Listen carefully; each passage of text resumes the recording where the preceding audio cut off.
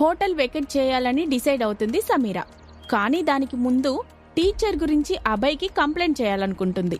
స్వాతి వాళ్ళమ్మ తులసిని టార్గెట్ చేసుకొని సమీరను కార్నర్ చేయాలని ప్లాన్ చేస్తాడు గోపాల్. అభయ్తో కాన్ఫరెన్స్ రూమ్లో మాట్లాడాలని వెయిట్ చేస్తున్న సమీర ఫోన్ వైబ్రేట్ అవుతుంది. స్క్రీన్ మీద స్వాతి పేరు డిస్ప్లే కావడంతో కాన్ఫరెన్స్ రూమ్లోంచి బయటకు నడిచింది. ఆమె వెళ్లడం అభయ్ గమనించి అసలు ఆమె ఎందుకు వచ్చిందో ఎందుకు వెళ్లిపోతుందో అర్థం కాక కన్ఫ్యూజ్ అయ్యాడు. ఫోన్ తీయగానే స్వాతి ఏడుపు విని సమీర కంగారు పడుతుంది. తులసి సీరియస్ కండిషన్ గురించి స్వాతి చెప్పడంతో వెంటనే హాస్పిటల్కి వస్తానని, భయపడొద్దని ఓదార్చింది. ఫోన్ పెట్టేసి వెనక్కి తిరిగిన సమీరకి కాన్ఫరెన్స్ హాల్ నుండి వెళ్తున్న డెలిగేట్స్ కనిపించగానే మళ్లీ కాన్ఫరెన్స్ హాల్లోకి వెళ్ళింది. అందరూ డెలిగేట్స్ వెళ్లిపోయాక కూడా అభయ్ ఇంకా కాన్ఫరెన్స్ రూంలోనే కూర్చొని ఉన్నాడు. సమీర తిరిగి వచ్చి ఇంతకు ముందు కూర్చున్న చైర్లోనే కూర్చుంది. కాసేపు ఇద్దరూ ఏమీ మాట్లాడకుండా దిక్కులు చూస్తూ అప్పుడప్పుడు ఒకరినొకరు చూసుకుంటున్నారు. తను మాట్లాడాలని అభయ్ వెయిట్ చేస్తున్నాడని అర్థమైన సమీర గొంతు సవరించుకుంది. దాంతో అభయ్ అలర్ట్ అయి ఆమె వైపు చూశాడు. మీతో ఒక విషయం చెప్పాలి అని మెల్లగా అంది సమీర. అభయ్ క్యారియాన్ అన్నట్టు సైగ చేశాడు. సార్ మాట్లాడితే నోట్లో నుండి ముత్యాలు రాల్తాయా ఏంటి అని మనసులో వెటకారంగా అనుకొని, అది మీ అబ్బాయి గురించి. ఇందాక లిఫ్ట్లో ఆ ట్యూషన్ టీచర్ ఎవరితోనో మాట్లాడుతుంటే విన్నాను. తను మీ అబ్బాయిని బ్యాడ్గా ట్రీట్ చేస్తోంది అని అనిపించింది. Just keep an I on her. ఇది మీరు కనిపించినప్పుడు ఎప్పుడైనా చెప్పొచ్చు, కానీ నేను ఈరోజు హోటల్ వెకేట్ చేస్తున్నా అందుకే అని మాట్లాడ్డం ఆపేసింది. సమీర చెప్పే విషయం సీరియస్ అయినా ఆమెను దగ్గరగా చూడడంతో అభయ్ తన అందాన్ని ఆస్వాదిస్తున్నాడు. ఆమె మాట్లాడేటప్పుడు ఆమె పెదాలు, కళ్ల ఎక్స్ప్రెషన్ గమనిస్తున్నాడు. సమీర చెప్పింది మొత్తం విన్నాక అతని కళ్ల ముందు డల్గా ఉన్న చెర్రీ ఫేస్ ఫ్లాష్ అయింది. అందుకేనా ఇక్కడికి వచ్చాక చెర్రీ ఇంకా మూడీ అయ్యాడు. I will blast that lady అని అనుకున్నాడు. అభయ్ ఏదో పరధ్యానంలో ఉండడంతో సరే వచ్చిన పని అయిపోయింది అనుకుంటూ అక్కడి నుండి లేచి వెళ్లబోయింది సమీర. అభయ్ వెంటనే తేరుకొని, miss, thank you and I owe you an apology అని మెల్లగా అనుకున్నాడు.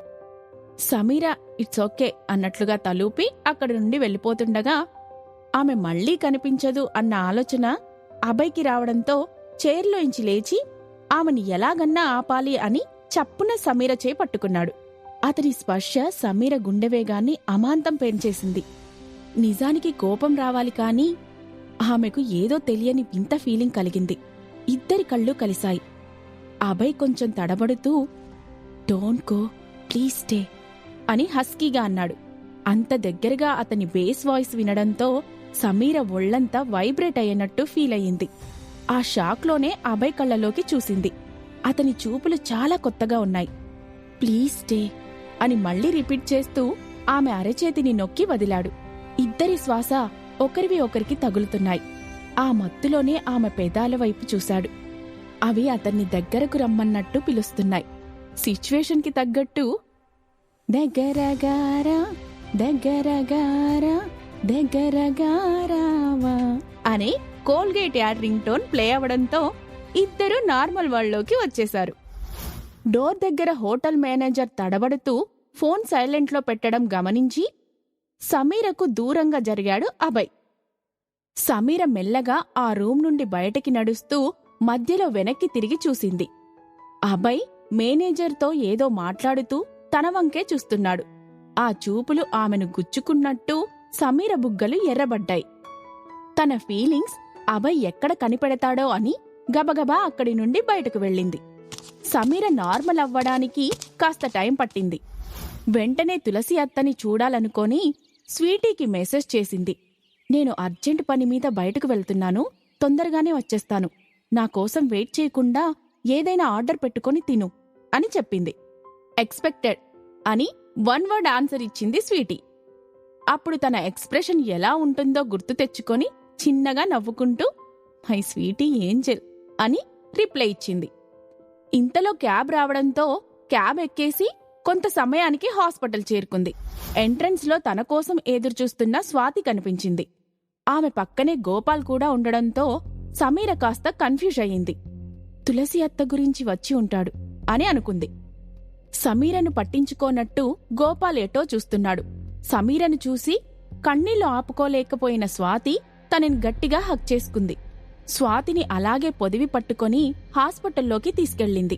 లోపల తులసికి పెట్టిన ఎక్విప్మెంట్ వంక పరిశీలనగా చూసిన సమీరకి ఆమె కండిషన్ అర్థమైంది.